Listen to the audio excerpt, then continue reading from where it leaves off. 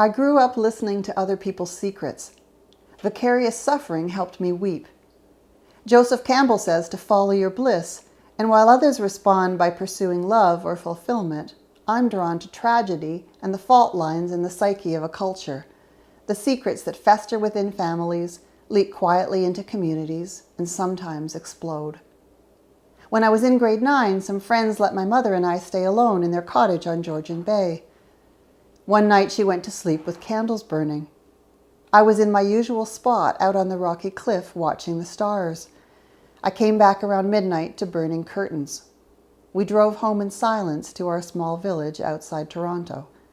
My parents talked quietly in the kitchen about a trial separation between me and my mother's drinking. Dad was packing for Montreal to spend a few months writing a science fiction TV series, so I went to live with a neighbor. Sylvia's old farmhouse was calm, and I loved chatting with her while she made dinner. I admired her graceful hands as she taught me to chop garlic. "Vigorous, be vigorous," she said, standing back to coach as I pressed hard on the flattened knife. Sylvia treated me like an adult.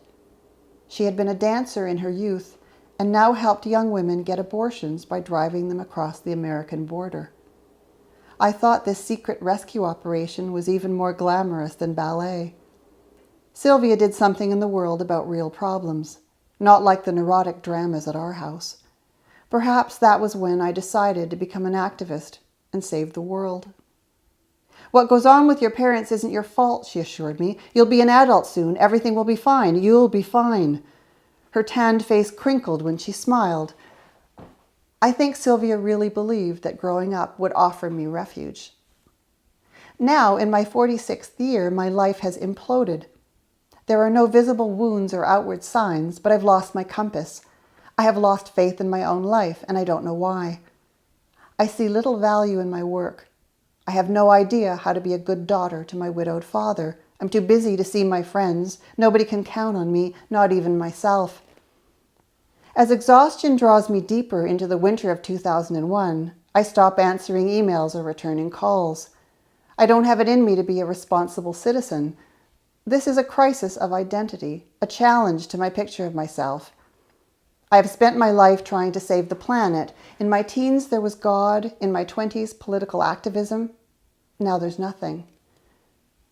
One Saturday morning, while huddled over coffee, I noticed a headline on the pile of newspapers that have collected on my kitchen table. "The day the sky exploded" announces scientists have discovered all there is to know about what happened when an atomic bomb fell on Hiroshima.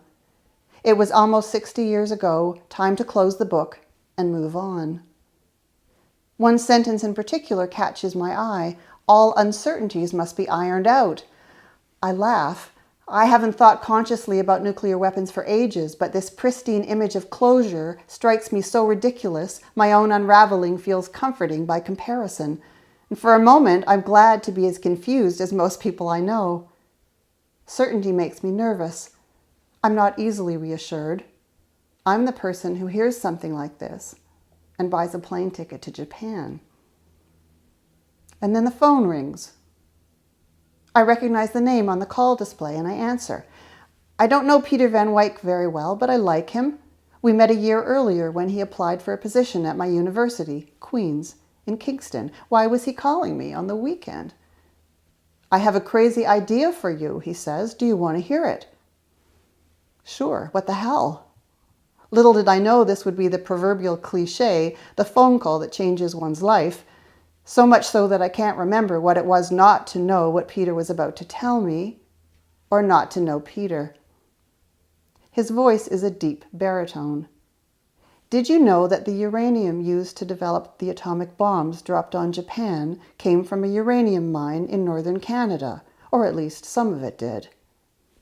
I didn't. Somehow this was left out of our public school curriculum. I glance again at the article on my table, the name Hiroshima jumping out at me, and I tell him to keep talking. "The phone was shut down in the 60s, he says. "The mine was shut down in the 60s, he says.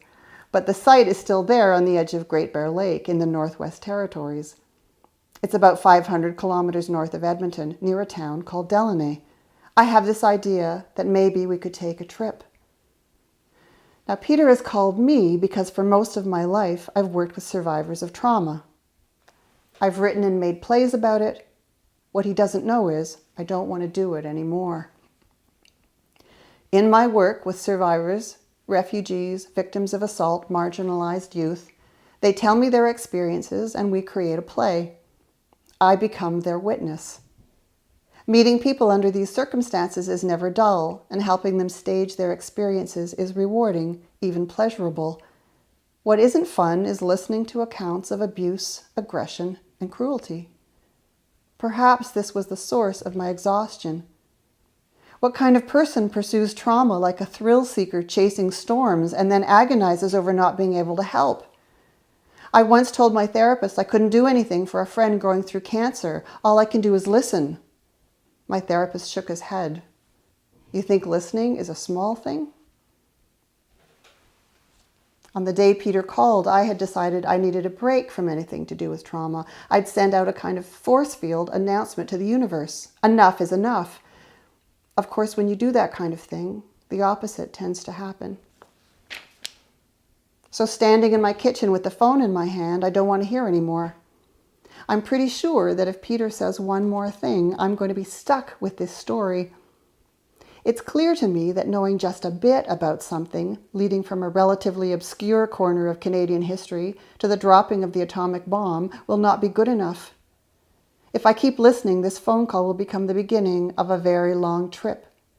We will attempt to follow a path of stories, rethink the meaning of directions and instructions, walk forward and stumble back. We will leave a lot behind and get very, very lost. I consider hanging up. But inevitably, I stay on the line, and he tells me that when the Dene found out about the connection between their land and the bomb, 10 of them got on a plane and went to Japan to offer the hibakusha, the survivors, an apology. Will you come with me? Peter shouts as the connection breaks. Shall we take a trip along this highway of the atom and see what happens? Sure thing, I mumble, though the truth is I'm horrified. It doesn't seem like the kind of hike someone should take alone.